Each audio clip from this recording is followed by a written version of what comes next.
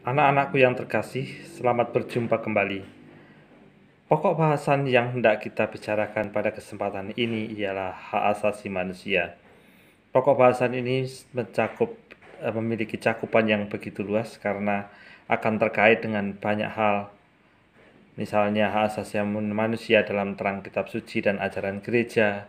Juga kita akan melihat bagaimana hak asasi manusia terkait dengan budaya kekerasan versus budaya kasih, juga ada kaitannya dengan aborsi, dengan bunuh diri dan eutanasia, dengan hukuman mati, dan bebas dari HIV, AIDS, dan obat terlarang. Jadi materi ini begitu sangat penting bagi kita untuk kita pelajari. Sebagai tujuan pelajaran pada pokok bahasan ini, setelah usai mengikuti pelajaran ini diharapkan kalian dapat menjelaskan pengertian hak asasi manusia. Yang kedua, kalian dapat menjelaskan beberapa pasal penting Piagam PBB tentang hak asasi manusia dan menyebutkan contoh-contoh pelanggaran hak asasi manusia. Dan yang keempat terakhir, kalian dapat menjelaskan upaya-upaya yang dapat dilakukan dalam rangka memperjuangkan hak asasi manusia di lingkungan sekitarnya. Hal pertama yang perlu dilakukan ialah mendalami makna hak asasi manusia. Menyangkut makna hak asasi manusia ini berkaitan erat dengan setiap peristiwa saat di mana manusia diperlakukan sewenang-wenang. Jadi tentu saja hak asasi manusia tidak selalu dalam konteks hidup pertentangan antara warga negara dan pemerintah dan sebagainya, tapi mencakup dalam arti yang sangat luas seperti yang saya katakan pada awal pertemuan tadi, di mana tindakan sewenang-wenang itu bisa dilakukan seorang dengan orang lainnya, atau antara seorang dengan kelompok atau kelompok dengan orang tertentu.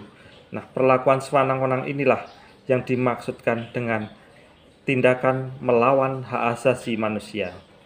Apabila dalam pembahasan ini ditampilkan satu contoh peristiwa di mana Vietnam dituduh menggunakan napi kriminal untuk menyiksa tahanan politik, ini hanya menjadi satu contoh bagi kita generasi muda untuk memahami benar-benar bagaimana hak asasi manusia itu harus kita perjuangkan dan bagaimana hak asasi manusia itu begitu penting dalam kehidupan bermasyarakat dan bernegara. Untuk itu silakan pelajari dan temukan di dalam buku teks yang sudah tersedia. Kalian dapat mendalami membacanya di sana sehingga menjadi suatu masukan yang baik bagi kalian, pelajaran yang baik bagi kalian untuk semakin memahami arti dari hak asasi manusia itu sendiri. Selanjutnya, mendalami deklarasi atau piagam PBB tentang hak asasi manusia. PBB mendeklarasikan piagam hak asasi manusia pada tanggal 10 Desember 1948 di Paris. Waktu ini tentu saja sudah berjalan 3 tahun setelah Indonesia merdeka, padahal kita harus berbangga dalam hal ini karena sejak tanggal 18 Agustus 1945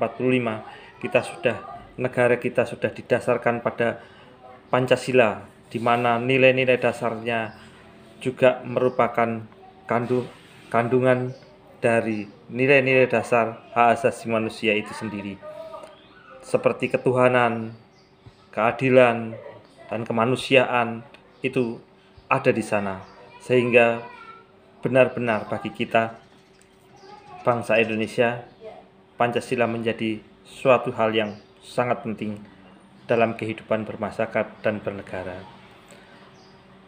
Kalaupun PBB mendeklarasikan piagam hak asasi manusia pada tanggal 10 Desember 1948 di Paris, itu untuk menghentikan pelecehan martabat manusia yang terjadi di berbagai negara di dunia. Kita paham bahwa sebelum tahun 1948 terjadi 2 gelombang besar yang dapat kita lihat, yaitu Perang Dunia Pertama dan Perang Dunia Kedua. Bahkan sebelum itu sudah terjadi kolonialisme di mana-mana, di mana praktek perbudakan, praktek tidak manusiawi itu terjadi di sana. Sehingga manusia dalam panggung sejarahnya sungguh-sungguh sampai pada kesadaran di mana hak asasi manusia perlu ditegakkan. Hak asasi manusia dapat digolongkan ke dalam dua kelompok, yakni hak asasi sipil dan politik dan hak-hak ekonomi, sosial, dan budaya.